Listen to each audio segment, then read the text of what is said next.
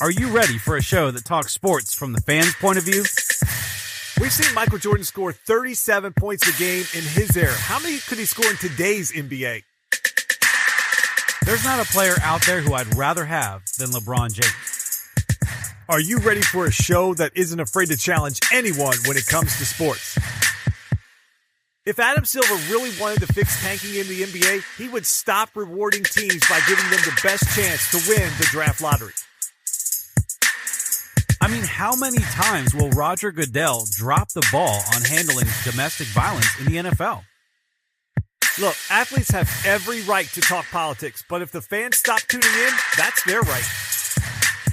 Then you're ready for Talk Back, a podcast where two fans debate the media narrative and discuss the world of sports as we see it. Welcome to the show.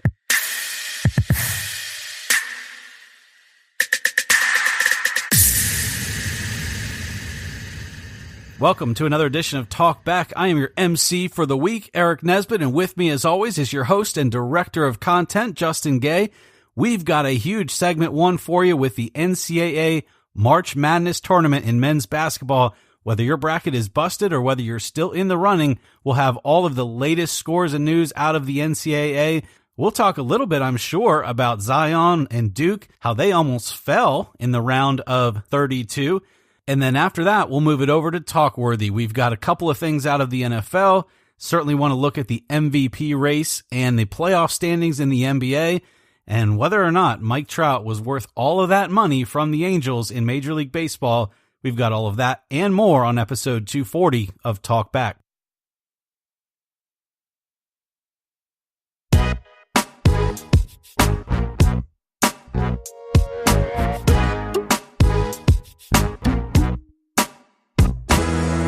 All right, we are back here for segment one. I'm not in the studio with Eric, and maybe, Eric, I'm glad I'm not in the studio. You got hit with a bug or something over the weekend, kind of delayed recording, but it gave you some time to watch this tournament. So first off, are you feeling better? Yeah, I'm feeling a little bit better, getting through, and I did watch, especially over Saturday and Sunday, I watched a lot more of the basketball, getting that round of 32 under my belt, and I kind of liked what I saw. It was a little bit chalky for me, but Justin, as you walk us through the action here in this 2019 March Madness bracket, what are you seeing that kind of catches your eye? Well, I think you hit it right there. I think that's kind of been the buzz coming out of this tournament so far, and the fact that there really hasn't been any upsets. You really left in the 16, you have Oregon, one double-digit seed, and it's pretty chalky from there on out. So a lot of people complaining a little bit about that. It's too chalky. It's kind of been boring. And yeah, I think that's part of, again, we talk about a lot on the show, expectations that are set by the media, by the outlets, by writers, by radio shows, where it's always billed as who's going to be the Cinderella, who's going to come out of the tournament. They've kind of gotten lucky the last few years with some double-digit seeds getting deeper. But, Eric, I think what it sets up for is a much better Sweet 16 Elite 8 round of games, because now you don't have multiple double-digit seeds that, let's say in reality, they catch lightning in a bottle or the bracket sort of falls their way, and then they run into a juggernaut. They run into a top 10 team that's been there all year, that has offensive firepower. They have the ability on defense to shut these teams down, and you run into these blowout situations in this upcoming round this weekend. So what I see it shaping up as is this coming Thursday and Friday, you've got 8 really good basketball games and the potential to have just a slam dunk over the weekend with those 4 games on Saturday and Sunday. I mean, if this thing plays out the way it has, with the chalk continuing to advance, and you sort of spin it forward into the weekend and some of the matchups that are sitting out there, I think, Eric, that it has the potential to be what we haven't seen for a long time. And that's just game after game of top teams that are going to be playing each other for an entire weekend. We just normally don't see that. Yeah, I'd have to agree with that. Even in that round of 32, there weren't a lot of close games. I mean, you had LSU taking on Maryland and winning that game close. Virginia Tech and Liberty, that was a pretty good game there on, I believe that was Sunday night that I watched that. And then Wofford and Kentucky, that game kept my interest for quite a while. And, you know, I was actually cheering for Wofford in that, probably a little bit more just because of the Jim Noble angle, a friend of ours now on the show. And we had him on, and now that he's moved over to covering Wofford, they had my eye, and I was kind of cheering them on. But outside of that, you had a lot of games that were 10, 20, even some that were like Florida State over Murray State, nearly 30-point blowouts. So you're right. I think you get a lot of those out of the way, get a lot of those teams that maybe were thinking they were going to be a Cinderella after that first round, but couldn't quite hack it come the next 2 or 3 rounds. And you're right, that sets up better matchups. A couple of things that I have my eye on are Gonzaga and Florida State. Florida State really has looked strong in that western side of the bracket. They're the ones that had that nearly 30-point win over a Murray State team that had beat Marquette by almost 20 the round before. Florida State hangs 90 on them. So Florida State could give Gonzaga, who is a number 1 seed and a lot of people thought would maybe have a chance to go to the finals, could give them a pretty tough game. The other thing I'm looking at, Justin, is Houston and Kentucky, with Wofford giving Kentucky quite a scare there. I think you have a Houston team that could show a little bit of motivation, could show a little bit of energy, thinking that Kentucky is beatable. Then the one I've really got my eye on is Duke and Virginia Tech. And we'll want to talk about that a little bit more when we talk about Zion. But Justin, let's talk 2 things. One, do you think Virginia Tech, coming off some strong wins, the one against St. Louis in the opening round, but then keeping their composure against a strong Liberty team in that second round, do you think they have the fight to take on Duke, who really should have lost to UCF? Yeah, I think that was what I was going to say. Like, probably the game of the weekend was that UCF Duke game that actually went down to the wire. Really, you have the missed alley-oop, and then Duke comes back and hits a 3 and really swings that game and puts it back where Duke actually has a chance for being down 6. So I think Duke is the team that, of course, in the bracket challenge on ESPN, I think nearly 40% of people took Duke to win the title. So they've been the overall favorite. I did, so I was scared. Yeah, so a lot of people did. Duke has kind of been the overwhelming favorite from a Vegas standpoint, from the bracket challenge standpoint.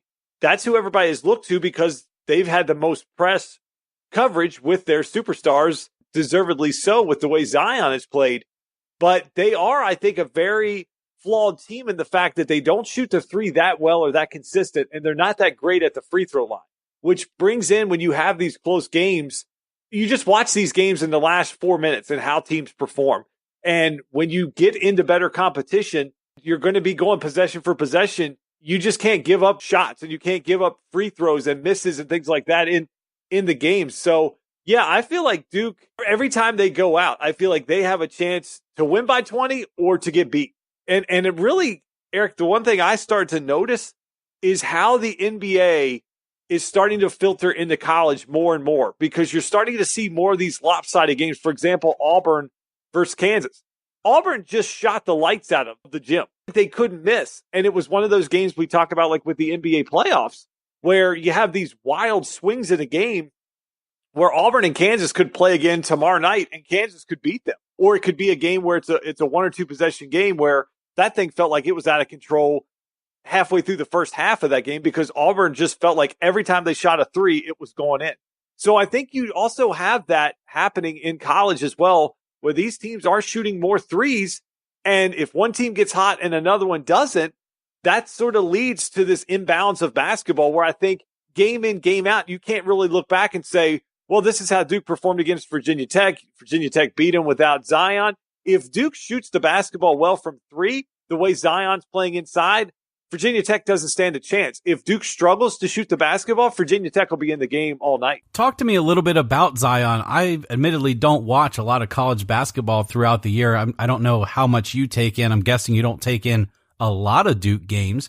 But the talk about Zion has been pretty hot all year long, especially when we had the shoe controversy last month, and everyone talks about maybe he's the next, and then fill in the blank with a name in the NBA. I watched him in that game against UCF, and yeah, he's good, and he's puts in a lot of effort. He's all over the floor, but for some reason, he just doesn't look like a superstar to me. Am I totally wrong? Am I missing something? Or what are you seeing? Because I'm looking at him, and it's like his body type is really thick. He doesn't seem extremely tall or extremely fast, or in some ways, he reminds me of some of the guys that have come through the NBA where you think they're going to be X, Y, or Z talent-wise because they have a certain build, a certain body type, but I don't think that always translate as well to the NBA. So I just can't figure Zion out. He played great in that UCF game, but he, even as one guy, isn't transcendental enough to make Duke automatically the champion in the NCAA. They couldn't just take control and beat UCF, which was a 9 seed. So I feel like he gives you a lot of things, but he doesn't really control the floor the way that, let's say, a LeBron James or a Russell Westbrook or a Kevin Durant do.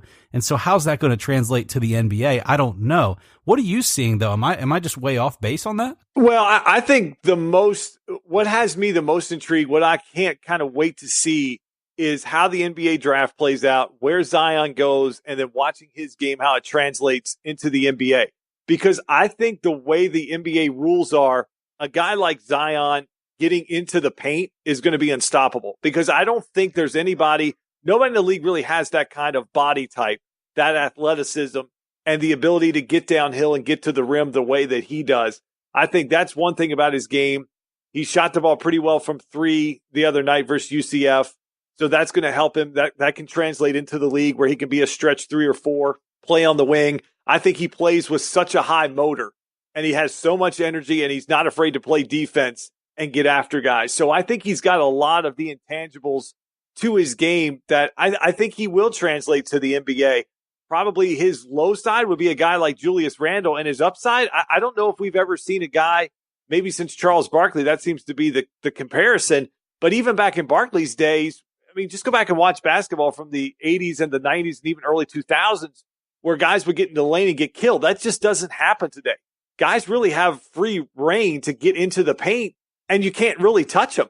So unless you get in front of him, which I don't think too many people want to get in front of Zion and get trucked, he's going to get to the paint just the same way. And it may be easier in the pros than he does in college because the floor spacing is so much better. So I think in the right situation with other players around him, you think about, okay, if the Knicks get the number 1 pick and they do get a Kyrie or KD where those guys are controlling the ball. And like you said, Zion is not that point forward type guy that just offense is going to run through him. He's going to be the focal point that you get the basketball to and put him in a position to score, but he's not going to be setting a lot of guys up like a LeBron or even a Giannis, guys like that. But his ability on offense to get to the bucket, to play in the post, to be able to shoot an outside jumper, those kind of things, I think, were what translates well and what excites people.